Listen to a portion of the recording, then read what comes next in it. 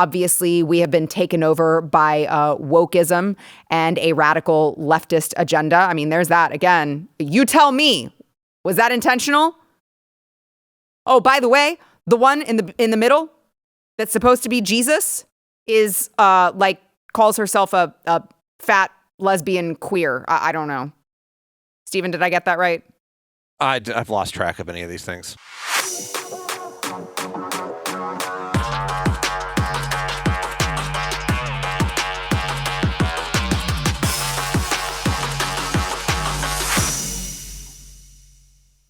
Welcome to Sara Gonzales Unfiltered. Happy Monday. Before we get into it, I want to thank our sponsor this segment, our good friends over at Cardio Miracle. I drink Cardio Miracle. Well, I try to drink it every day. When I don't drink it, I feel it. I feel sluggish. I need my Cardio Miracle. It is sourced with 55 of the finest food, plant, and herbal ingredients, best natural flavors in the world. It works wonders and it tastes great. It's got a 60-day money-back guarantee. You can go to cardiomiracle.com/unfiltered. Use promo code Sara. Join the club. This is amazing stuff, guys. It is cardiomiracle.com/unfiltered, promo code Sara. So it is so funny. Whenever we tape a little bit earlier on Fridays, and typically Friday is like kind of a slow news day, and I struggle with what I even want to talk about because there's just seemingly nothing going on. And then right after I left the studio last Friday, the Olympics kicked off in Paris with what I would call the most shocking and disgusting opening ceremony depicting, just drag queens parodying Leonardo da Vinci's portrait of the Last Supper. There's that. Looks pretty similar, I would say. Now, Thomas Jolly, the creative director for the Paris Olympics, denied that he was inspired by the Last Supper. Last night, he told a French TV news station, "The idea was to have a pagan celebration connected to the gods of Olympus. You will never find in me a desire to mock and denigrate anyone." I'm sure. Yes, I'm sure that was it was an oopsies. Total coincidence that those were so similar in nature. Look, obviously, this is a BS excuse. I, along with many of people on the internet and social media, could not believe this, were beside themselves, just completely disgusted for this opening ceremony. And there's obviously a lot that we can say about it. Obviously, the Western world is just in decay. Obviously, we have been taken over by wokeism and a radical leftist agenda. I mean, there's that again. You tell me, was that intentional? Oh, by the way, the one in the middle that's supposed to be Jesus is calls herself a fat lesbian queer. I don't know. Steven, did I get that right? I've lost track of any of these things. She's a self-designated she's fat. She is fat. But I know she's a lesbian. I know she has some cutesy name for herself. So that's who they wanted to be Jesus in this particular opening ceremony. A lot of people, religious and non-religious, by the way, were very upset by this because even people who are not religious at all were like, I'm not religious, but I'm not out here to mock other people's religion on a world stage. Like, why? And so for obvious reasons, there were a lot of people who were upset about this. There were sponsors that removed their sponsorship from the Olympics because of this, including the company Ceasefire, I saw. But I want to talk about Archbishop Carlo Maria Vigano, who I would say had the take that everyone needs to be talking about. So this is a former Vatican ambassador to the United States. Now, some people might say, well, he was excommunicated. Well, he was excommunicated in early July for calling Pope Francis a false prophet and a servant of Satan. Have you paid attention to anything that's going on with Pope Francis? In 2018, he wrote a widely distributed letter accusing Pope Francis and other Catholic leaders of covering up sex abuse scandals. Now, I would say if there was someone who was covering up sex abuse scandals, who was also claiming to, serve the Lord, I don't know. I probably wouldn't believe him. I'd probably say he was a false prophet. I'd probably say he served someone else down under. And I don't mean Australia, okay? So yesterday, this archbishop issued this public statement, a letter about his disgust for the opening ceremony. He said, "We witnessed a dystopian dance macabre in which holograms of the horsemen of the apocalypse alternated with a plump blue Dionysus served under a bell of various courses, the parody of the LGBTQ plus Last Supper. In this provocative spectacle, Satan knows how to do nothing except ruin God's creative perfection. Satan creates nothing. He only ruins everything. He does not invent. He tampers. And his followers are no different." Now, that in and of itself is very powerful language there. But here's where things take kind of a big turn. He brings up both Big Mike and Macron, the president of France's wife, ? He says it's no coincidence that the one sponsoring this revolting carnival is an emissary of the World Economic Forum, Emmanuel Macron, who passes off a transvestite as his own wife with impunity, just as Barack Obama is accompanied by a muscular man in a wig. Now, this is not the first person who has come out and stated that Emmanuel Macron's wife is not his wife. It's actually a man. I'm trying to be YouTube friendly here. It's actually a man. This is just what people are saying, okay, YouTube? This is what people are saying. There's a documentary that you can watch about it, that Macron actually started dating this person when he was like 14, and that this person transitioned and is now known to be a female, but is actually not. And then, of course, he brings up Big Mike. So I just, again, like Big Mike on the cover of Vogue, People, Glamour, USA Today's Woman of the Year, all of these prestigious places in society. Now, Melania Trump, an actual supermodel, nothing. By the way, I just want to bring up, as we're talking about men being passed off as women in high places in multiple different countries, I just like a little flashback of Michelle Obama dancing on Ellen. And there's a little something in her pants there. Do that again. Play that again. There's a shaking of something. What is that? I don't know. I can only tell you that when I wear pants, I do not have any of that jiggle. That's all I can say. Barack, by the way, also, I would say maybe outed Big Mike when he went bear hunting with British TV personality Bear Grylls. Here's that. When Michelle's mad, I get worried. My Mike? Mike? Huh? Mike? All right, so when Michelle's mad, my Mike? I get worried. I don't know. Was it a Freudian slip? Was it just a little tongue twister? I don't know. So why does Michelle Obama or Macron's wife being a man matter? Why do drag queens and transsexuals in the Olympics matter? Well, I want you to listen to this Archbishop Vigano's answer. He said, Obama and Macron being married to men presenting as women is the reign of mystification, of falsehood, of fiction erected as a totem in which man is disfigured precisely because he was created in the image and likeness of God. Tolerance cannot be the alibi for the systematic destruction of Christian society.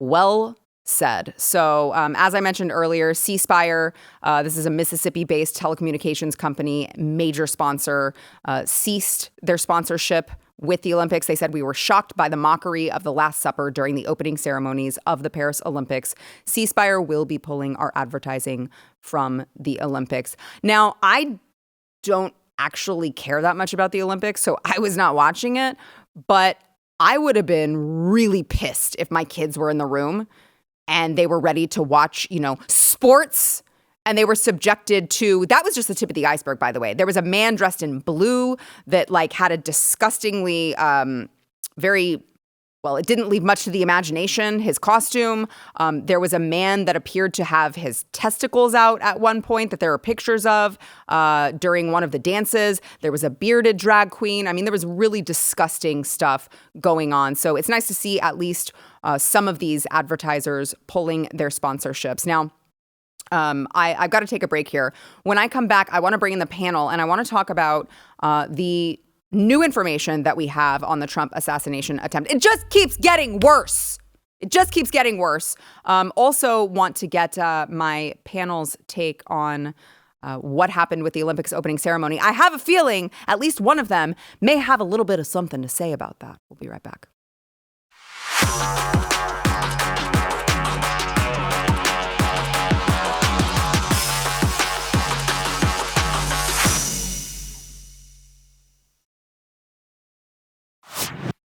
Before I forget, I was reminded, thank you, Stephen. I was reminded to tell you guys that I will be out Wednesday until the following Wednesday. Again, I'm sorry. I couldn't find anyone else named Sara Gonzales who was willing to do this show. So I will be out.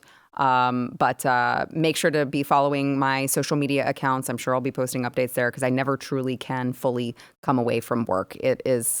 It's a problem. All right, I want to welcome to the show Matthew Marsden, BlazeTV contributor and actor and producer extraordinaire, along with Stu Burguiere, of course, host of Stu Does America, which you can find right here on BlazeTV. Make sure that you are subscribed wherever you get your podcasts as well, along with YouTube. Did I miss anything? I'm on Friendster now. Are you? You can catch me on Friendster. Great. Make sure to subscribe. Subscribe? Add him on Friendster. Oh, yeah, please do. So I want to get into the newly released text from the Trump assassination attempt. But I do want to just get your quick thoughts on, I was just talking about the Olympics opening ceremony. And I mean, Matthew, I know that you are Catholic. Mm-hmm. So I don't know if you had seen the Archbishop's statement, but pretty interesting. Yeah, he's a bomb thrower. But I mean, he is... what am I going to say? Please, what? No, he is. No, I mean, look, he's been but is he right? Is he correct? About Macron. We're talking about Macron. His missus does look a little bit dodgy. I'm just saying. I'm not a big subscriber into the big mic thing. That's not my... What was jiggling in her pants on Ellen? All right, here's what I would say about that. If she was mic'd up, I'm just saying, if she was mic'd up and she had a pack. There it is. No, that's not a pack. That's circular. Let me see. Do it again, Stephen. What's the jiggle? Hang on a minute. Can I see that? Can we zoom in? Look at that. Look at that. Okay, he said he's going to try to zoom it in and play it again in momentarily. All I'm just saying is maybe it's that, because the mic pack dropped and no, I don't know. You got nothing. You got nothing. You got nothing. I got nothing. To explain that thing. Those of you who are dangly listening on audio, you missed it. What we're looking at clearly is a cheap fake. You've made a cheap fake video. That's a great point. And they'll just go fall back on that one, I think, again, at some point. That's where we end up on all of these things. At least things weren't falling out of the pants like they were at the Olympics. We have that at least going on for us. I couldn't believe it. I was just saying this, how pissed would you be if were your kids watching it? I mean, I'm sure your kids were watching it.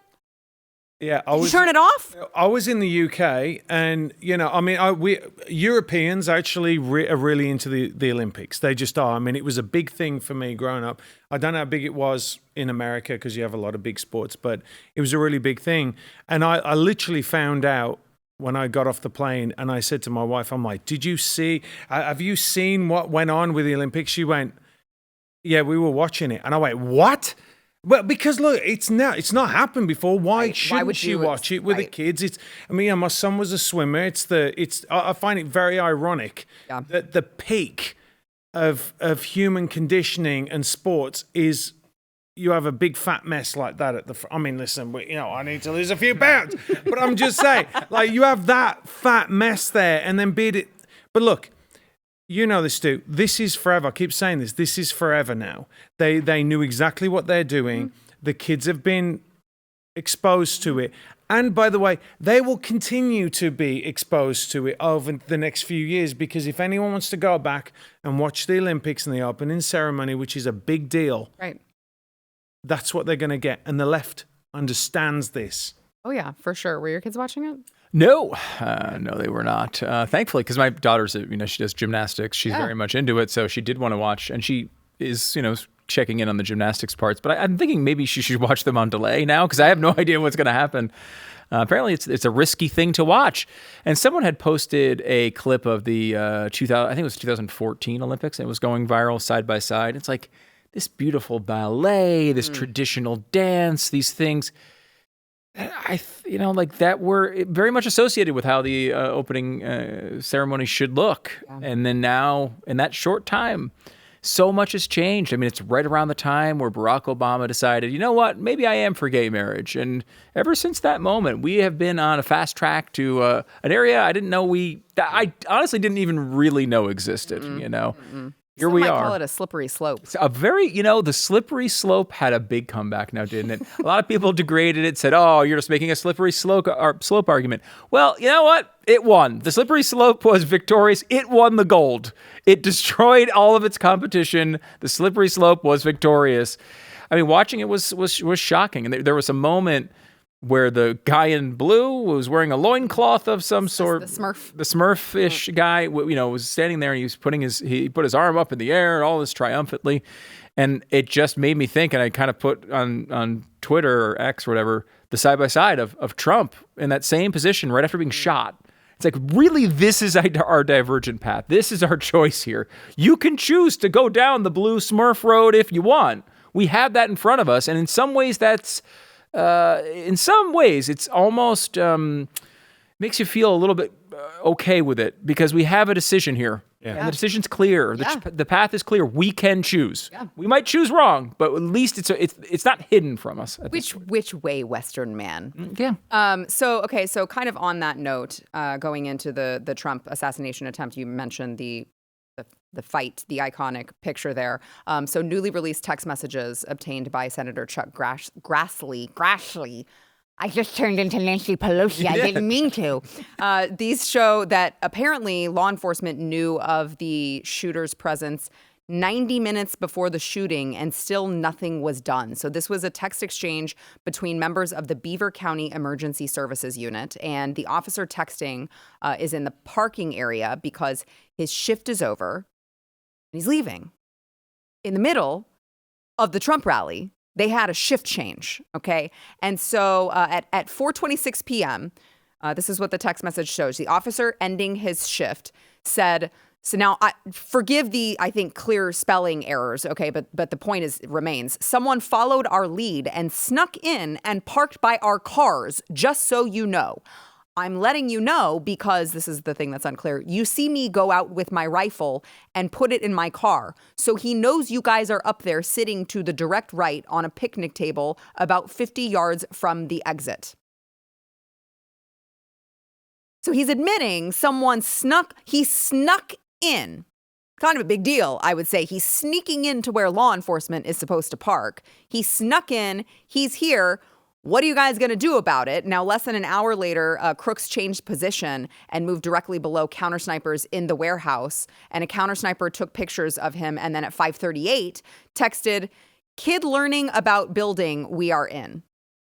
AGR, I believe it is. I did see him with a rangefinder looking towards stage. FYI, if you want to notify Secret Service snipers to look out, I lost sight of him. Also, a bike with backpack sitting next to it in rear of building that was not seen earlier. Call it into command and have a uniform check it out. Now, just add insult to injury, Donald Trump got on that stage within 30 minutes of this text exchange and was shot in the ear at 6:11 p.m. So somebody explain to me how it's comprehensible that even basic incompetency would lead to 30 whole minutes you don't somehow get this information to the right place and then they decide not to bring Donald Trump on stage. I mean, I can't comprehend it. And I was talking with our editor-in-chief earlier in the day, and I said, so now what we need to find out is, was this the protocol every single rally? Was this a protocol for the last 5 rallies, or was it just this one? Because the Secret Service, we're hearing, didn't communicate at all with law enforcement. Was that unique to this particular rally? Can we go back and look at some of these other rallies and look at what the communication like that was for those? Because you've got law enforcement, local law enforcement coming out and saying the Secret Service didn't have any meetings with us. They were supposed to. They canceled it. And I found that to be very strange, and I felt like something was wrong.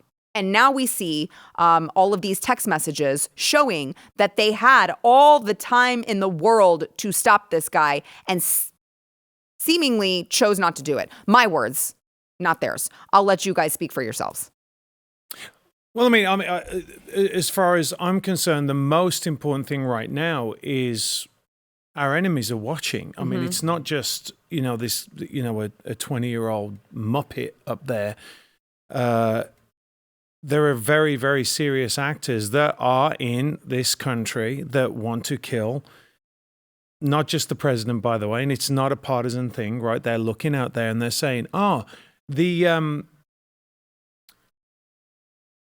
Secret Service has a reputation all over the world as being the premier, I would say law enforcement, but protection for our politicians, right? I know this is, growing up in the UK, looking in, you're like, why would anyone try, right? Because they're these elite ninjas, they're going to stop it. Well, it ain't like that anymore, is it, right? So I would say if you were in Congress, if you were anyone that was protected by the Secret Service right now, you should be concerned, right? I mean, and we're all fans of law enforcement, but this is just unconscionable. It is mind-boggling. But there's another aspect to this, Sarah. I believe that this is a knock-on effect from the defund the police, going back to all the attacks on the cops, where you can't tell me that 10 years ago a cop wouldn't have said, screw this, I'm going up there and I'm going to drag that kid down, or I'm going to take him down because it's my job. That is my job as a cop. Now they're like, oh, if I go and do this, then am I going to get, is it going to be on YouTube? Am I going to get fired? Am I going to lose my pension? Am I going to get sued by this kid? Like all that now, all these different things, these pressures that they didn't have before are all coming down to bear on them. And that's without even talking about how many cops left the force, right? And they said, listen, I'm not having this. My boss doesn't have my back anymore. If I go out and I actually do my job, I'm going to get sued. I'm going to lose my house, or I'm going to get thrown in jail. So I think it's not just one element to this. And we could go on about the DEI hires or whatever with the Secret Service. But this is what happens when, this is years and years and years of eroding our capabilities, right, in one way, shape, or form. And listen, Trump isn't going to stop, but I'm seriously concerned for him and for his safety. Yeah, me too. Joe? It's shocking, right? I mean, it really is shocking. Group texts are a great way to organize the time for your fantasy football draft. Like, it's a great tool for that. The fact that the people protecting the president of the United States are texting each other photos of the guy. I mean, first of all, you see the photo, right away, he's probably taking a shot at somebody, just looking at the look of the guy. But the fact that they saw him, they see him with a rangefinder, they're texting each other. Like, I mean, you read them. It's insane. It's like very passive, like, hey, I saw this guy, I lost him, but we should probably keep an eye out for him. Also, gotta go. My shift's over. My shift's over, right? Like, this is bonkers. It's bonkers. And just like the level of incompetence here is so insane. Like, I remember when this story happened, everyone's reacting to it, and you're like, good God, how could this have happened? How could they have not seen him up there? How could there not have been a person up there, first of all? But I remember when I heard the first report that he was up there for 90 seconds, and I lost my mind. 90 seconds? Yeah. He somehow was up there for 90 complete seconds, and no one did anything about it? Right. And we find out, no, it's 26 minutes or whatever the total is now. I mean, I feel like every time I read a news report, it's longer. But it's shocking. And I have the same impression. These guys, and I think many of them are really highly skilled and of course want the best for the people they're protecting. But like, this goes obviously really deep into this organization. They've had problems for a really long time. There's been scandal after scandal after scandal. And it very much seems like the Biden White House did everything they could to make sure that they did not have the extra protection for these rallies. And like, take it out of Trump for just a second. There's another candidate in this race who just the last name basically means assassination plot.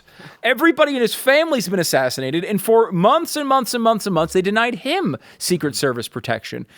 Until this happened. Until this happened, they finally gave it to him. Wow, thanks so much. After the bullet zinged by one of the guy's faces, you finally protected this man. Look, it's insane. The way that it was handled was horrible, and I'm not a conspiracy theory guy. Like, I don't really entertain them all that much. About you. I know. I really. I'm kidding. It's not even fun anymore. Conspiracies used to be fun. They're not even fun anymore. But like, I can't blame people for jumping down that rabbit hole on stuff like this. It seems impossible to explain. That's where I'm at. This guy had drones. That's where I'm at. Over the field for hours beforehand. Like, how is it possible? I just, like, any idiot that's ever played a video game could look at this and say, you got to have somebody on that roof. That's the place. Like, that anybody could have known. So I can understand people going down these roads. How else do you explain it? And also, by the way, they said, don't forget, they said there was a bike with a backpack. If you leave a backpack in an airport, Right. how quickly is that gone? Or people are like, hey, did you leave the back? Gone. Yeah. Yeah. And by the way, I just want to say one more thing on this subject, because it has absolutely disgusted me over the past however long it was since this went on. Feels like about a million years. It does, right? But the fact that the left keeps trying to dismiss it and say, oh, well, hang on a second. He had a blood pack and he did this and then he did that. And it's not really, he didn't really hit his head. I'm like, number one, none of that matters, right? It doesn't matter. And like I said, listen, I've done a bunch of films where you not only use hand-to-hand combat, but you use weapons, right? The cameras have to be in exactly the right spot to get that, right? So that's the first thing. So now Trump is some kind of like magician genius, right? That can actually orchestrate all this while getting a blood pack and popping it, which I've never even heard of that in my life. These people are not to be debated anymore. Yeah. They're not to. They are so off the reservation. They're so crazy that they want to somehow, even though it's irrelevant, say that it was some kind of conspiracy and Donald Trump made it happen. You see, you're like, what is going on in your brains?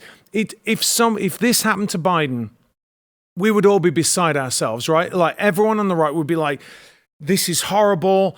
How we're praying that, it was so lucky that it went past his ear and blah, blah, blah, even though we might despise him.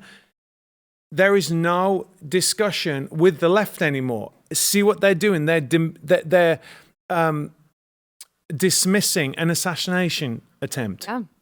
Yeah. No, they really are. And I mean, I would also say on top of that, you have two different factions, right? You have the left, who is either dismissing it and claiming that, look, I don't agree with everything that Donald Trump says and does, but I'm fairly confident that he is reasonable enough to not take the risk of having a bullet just barely graze his, right? Come centimeters from blowing his brains out. And he's like, you know what? I'm going to take the risk. Okay. So that's in and of itself stupid. For what? Well, right. But I'm saying, but there's those people, the crackpots. And then there are the people who are just sad that the person missed. Oh, yeah. That's them. I mean, that's the Keith Olbermanns of the world kind of summarizes that group, right? Like, some people who absolutely would have adored to see him dead on that stage. They would have loved it. They would have loved it. And that's sad to say, but you can tell That's how they feel. And then the secondary sort of fallback position of actually he was never at risk. Like the idea that if a bullet flew through the air and struck the glass panel, teleprompter, and glass hit him in the ear as if he wasn't in danger in that situation, like what would that change? Someone still fired a gun at him. If they fired and just missed by a foot or 2 feet and they flew over and hit things behind him and no one was killed, the story from a perspective of internet or from national politics doesn't change that much. Yeah. I mean, it certainly changes a lot for the fireman's family, certainly changes a lot for in certain ways, but like politically, like an assassination attempt is an assassination attempt. I mean, it was a serious one. I think maybe we look at it a little bit differently, but not much. I mean, it's pretty much the same story. It doesn't matter if he got hit with shrapnel or a bullet or a piece of a bullet or a piece of glass.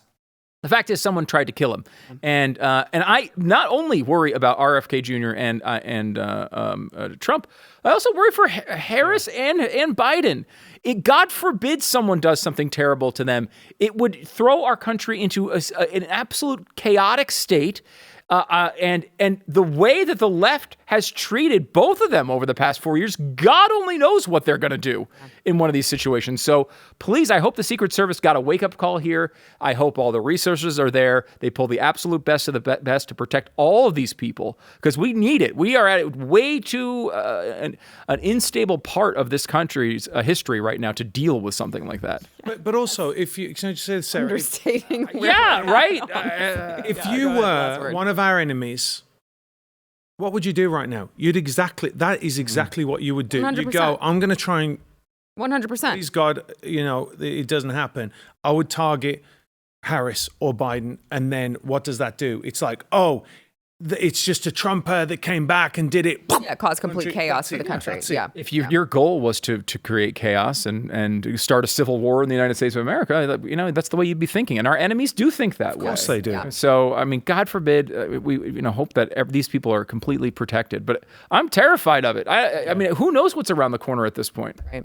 All right, we've got to take a quick break. We'll be back with more, but do want to thank our sponsor, Jace Medical. So we talk a lot about emergency food supply and how that's important, but we don't often talk about how emergency medicine is kind of a thing too. And if you are in a situation where you really need a life-saving medication, antibiotic, what have you, and you don't have it, it's called life-saving for a reason. That's all I'm saying. All right. So that is where the Jace case comes in. It is a personalized emergency kit. It contains 5 life-saving antibiotics for emergency use. And it also comes with customizable options. So you can add an EpiPen if you've got someone in your household who needs one. You can add ivermectin if you're worried that the pharmacy won't fill your prescription that your doctor gives you because they're still doing that. But Jace Medical is there for those of you who want to take your family's health into your own hands. You can go to jace.com, enter code Sara at a checkout for a discount on your order. That is promo code SARA at jase.com.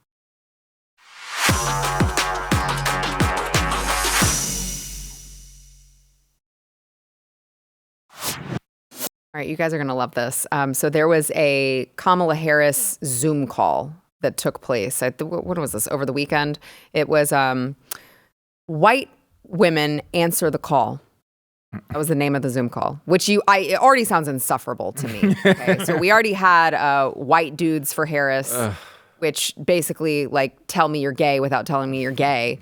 And then we had the white women Zoom call for Kamala Harris. And I want to play for you guys a former teacher, I'm sure, from public education, Ariel Fodor, who had lovely glowing reviews of BIPOCs. And you're not going to believe what color she was. Watch. We are here because, as if you were here earlier, you've heard BIPOC women have tapped us in as white women to step up, listen, and get involved this election season. This is a really important time, and we all need to use our voices and influence for the greater good, no matter who you are. It's not a parody. You are all influencers in some way. So tonight, I'm going to share some do's and don'ts for getting involved in politics online and navigating the toxicity that comes with it. And spoiler alert, as much as the toxicity can come from the outside, it can come from us too. As white women, we need to use our privilege to make positive changes. If you find yourself talking over or speaking for BIPOC individuals, or God forbid, correcting them, just take a beat. And instead, we can put our listening ears on. So correct them if they're wrong. Learn from and amplify the voices of those who have been historically marginalized, and use the privilege you have in order to push systemic change. As white people, we have a lot to learn and unlearn. So do check your blind spots. You are responsible for your algorithm, believe it or not. Oh. That was hell. Yeah. That was hell's like. I choose to believe that is exactly what hell is like. Sin enough, we're in that Zoom call for all eternity. For eternity. Yes. You don't want to be in that Zoom call for even 5 minutes. In that. Imagine going on a date with that. No, I can't. No. I mean, is that really the rule, though? Like, you're not allowed to correct a person because of the color of their skin now, too? Like, why are you so racist? Of course you can't, Stu. Well, you're totally right. As a person of color, Thank you. I cannot correct you. I'm not black or indigenous. White men for Sarah. White men for Sarah. That's so weird. I mean, are there? I mean, my guess is the White Men for Trump organization, White Dudes for Trump, or White Women for Trump would be frowned upon a tad. Really? I tend to frown upon any organization that delineates itself by skin color. I feel like that's bad in every circumstance, including White Dudes for Kamala. That's unnecessary and silly and stupid, right? Like, don't we have like really basic rules? Like, it's an easy one to follow. Don't make decisions based on skin color in any circumstance. Like, a really easy decision. Feels like we went through that many decades ago, and we were like really clear on that. Yeah. I don't know is it a Generation X thing? I don't know what it is, but it feels like super obvious to me, right? Like, it seems like a really easy decision to make. You just don't make decisions based on that. It's stupid. You know, like I feel like we learned this in Dr. Seuss books. You don't judge people on their physical appearance and immutable characteristics. Like, but for some reason, the left is back in that world. I don't get it. By the way, that book is called The Sneetches. Yes, Starbarrel Sneetches. That's right. Thank you. And we read it many nights in my house. Well, I'd just like to go back to your earlier comment about Barack Obama and all the damage that he has done. I don't think we've really completely understood all the damage that he's done. Like you said, the slippery slope was not just gay marriage; it was also his attitude towards race. Yeah. You know, the cop acted stupidly. You know, that was it. That was the ball that was like, boom, here we go. Now everything is about race. Whenever anyone says white male, I'm like, I'm out. I don't want to talk to you. I've got nothing to say to you. If you are going, yes, I am a white male, but maybe I don't identify as a white male. Maybe I identify as a black female. So what are you going to do about that? You're going to tell me that I'm not? I mean, yes, because you're a white male, and I'm not. I'm not. I identify as a black female. I want to know what happens with like these, with our crime statistics, for example. Like, if a bunch of dudes say they're women and start committing crimes, as we've seen many examples of recently, does this inflate the female crime number? Are we going to have accurate statistics to even understand what's going on? No. We already don't have accurate statistics, because there is already, if you go in and look at the amount of people of color who are registered as white in the jail system now. I didn't know this was a thing. Oh, yes, this is a thing. Yes. Registered as white? I mean, they can be like black as Eric July, and in all of their booking stuff, it says white. I have no idea that was even going on. Yeah. That's another layer. Yeah. So I have a question. Because growing up, like in the UK, if you saw someone, because mainly the black people in the UK were not from Africa. They were from Jamaica and the West Indies, right? So the polite thing to say would be to call someone colored. Okay. So you just said people of color. Yeah, but that's what they choose to be called now, because now you're not allowed to say. You can't say colored people. I know. I don't get I'm it either. Just in there going, Yeah, and I will say, in your region of the world, a lot of C words mean different things, and we should not get into They all do. of them. Yeah, we probably shouldn't go there. No, but it is weird to me. It's like, I know. it's a very leftist thing. We've spoken about this many times about controlling the language. Like, you can't say, you have to say person of color, but you can't say colored person. Right. Right. It's so stupid. The NAACP still has a colored person in it because you're right. At one point, it was the way you were. It's just all nonsense. You change these words, and then the new, it's handicapped, and then it's handy capable, and then it's like it's just nonsense. I'm the language battles are something that the left really focuses on, though. Yeah, they do. They really do find it important, and they win battles based on it. It's incredible. You have to be involved in it, I guess. You have to fight it and tell the truth because, frankly, at the end of the day, focusing on people's merit is something this country was founded on. It's really, really important. It's not a side issue. It's not a little, Twitter trick. It's a real thing, and that is what made the country strong. And I think if we go back to it, can work for the future. Yeah, I agree. All right, we've got to take a quick break. We'll be back with more, but we do want to thank our sponsor this segment, Relief Factor. So Relief Factor is there for those of you who you've reached the age where things hurt. I'm not going to say that that's me. No. But what I am going to say is, do you guys... It's me. It's Matt, is what I was going to say. Okay. It's Matt. It's true. Mm-hmm. And, you have tried Relief Factor. I have tried Relief Factor. I have some for you, by the way. Don't let me forget to get it to you. And so it's worked for Matt. It's worked for myself.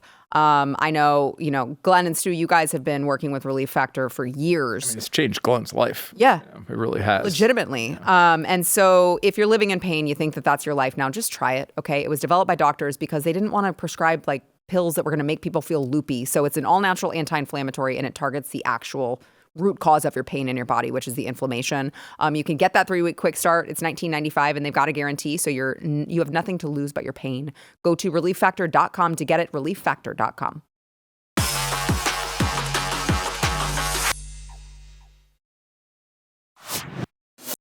So in Joe Biden's July 25th campaign exit speech, he, I would say, maybe warned the country of his plan to tip the scales of the Supreme Court in the left's favor. Here's that. I'm going to call for Supreme Court reform because this is critical to our democracy. Supreme Court reform. There's a guy on the top, and he's got the puppets. he's like.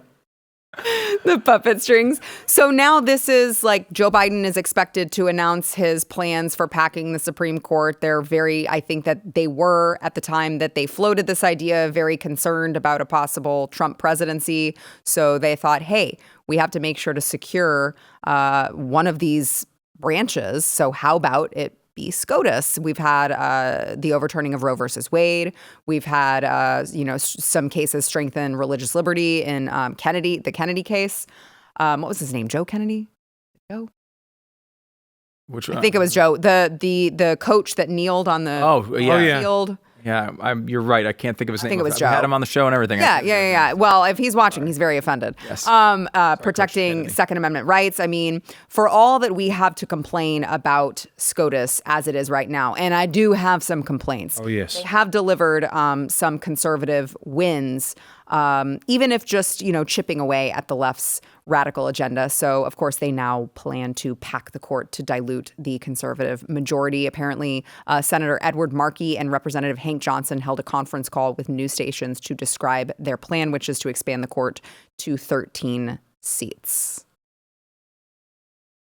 Are they going to be successful? I mean, it's dead on arrival, right? This is all nonsense. No, they're not going to be successful. They have no chance of pushing this through. I mean, it seems like it was a sort of one of the conditions of Joe Biden's exit that they would support this effort. And of course, they do support it. Yeah, they want to. It's not realistic. Right. It's not a realistic possibility. There's a lot of nonsense, jammed into it. And, I mean, just watching it, he did say it was very important to our democracy or whatever. I don't know what he actually said. I don't think those were words.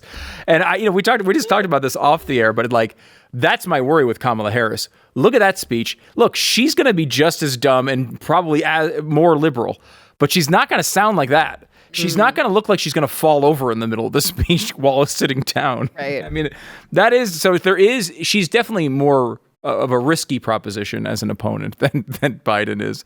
I mean, that already feels like it couldn't have possibly happened. The guy, I mean, even in the speech where he was saying what a great presidency he had, he couldn't even blurt it out. It's scary. The Supreme Court stuff, though, I mean, there's a bunch of stuff in there, stuff like term limits, 18-year term limits for Supreme Court justices. Some weird thing where, like, within the Appointed first justice every 2 years. Every 2 years, and within the first 120 days of every presidency, you just get one. Like, it would just come up, and you'd be like, "All right, it's my turn." Do you get coupons? Yeah, you get to put them in. Like, can I get my Supreme Court justice, please? I think so.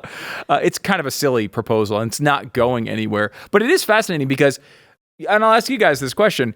Let's just say, God forbid this world is a reality, but Kamala Harris becomes president of the United States. Yeah, that's not even the worst part.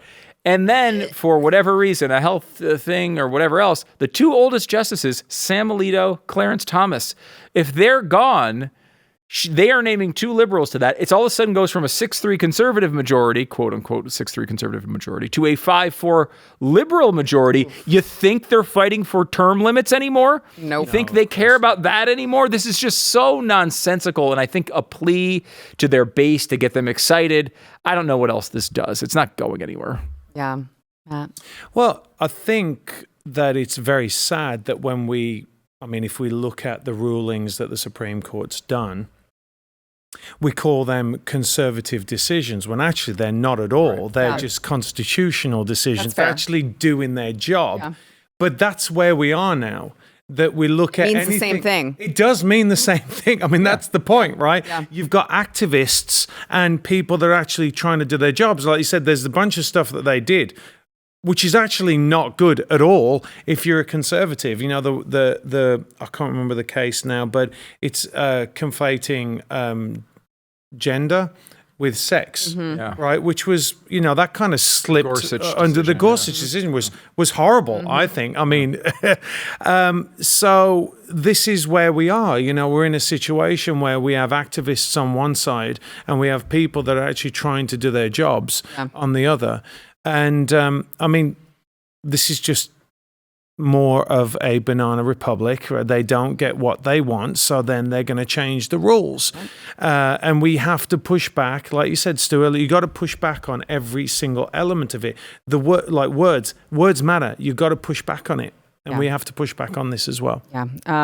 Just a reminder, those of you who are listening at the top of the show, I want to remind you guys about our sponsor, Cardio Miracle. Whether it's low energy, vitamin depletion, if you're taking prescription meds you don't want to be taking, or you just want a better night's sleep, you need to go try Cardio Miracle. I take it, like I said, every day. And when I don't, I feel it. 2 scoops twice a day, the price of a coffee. It can stimulate your body's natural healing pathways to produce the miracle molecule nitric oxide. And so it helps with a variety of different things. Go check them out. It is cardiomiracle.com/Sara. Use promo code Sara. That is cardiomiracle.com/Sara, promo code Sara.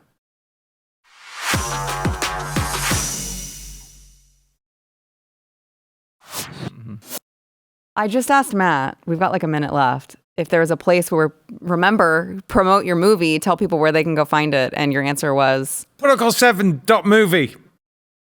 I don't know if that's it. I don't know.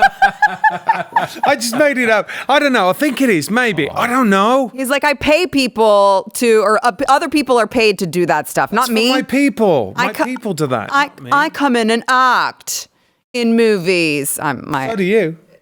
I did. I am in that movie. Oh, wow. I'm in that movie. I have like 2 whole lines. Nice. Outside of Matt's performance, it was the best delivered lines you'll ever hear in your life. Well, it was amazing. I'll tell you what, before the show airs, I'm going to go buy Protocol7.movie and just like redirect it until I get a payment from Matthew. I'm going to hold it hostage. So, it's going to happen. I'm sorry. You screwed yourself now, Matt. I know. You did it. Fail, as the kids say. Well, I appreciate you guys being here and joining me today. And reminder, my show tomorrow is my last show of the week. So make sure that you join us. Those of you, you're going to need an SGU fix. Make sure you join us tomorrow and we'll see you then.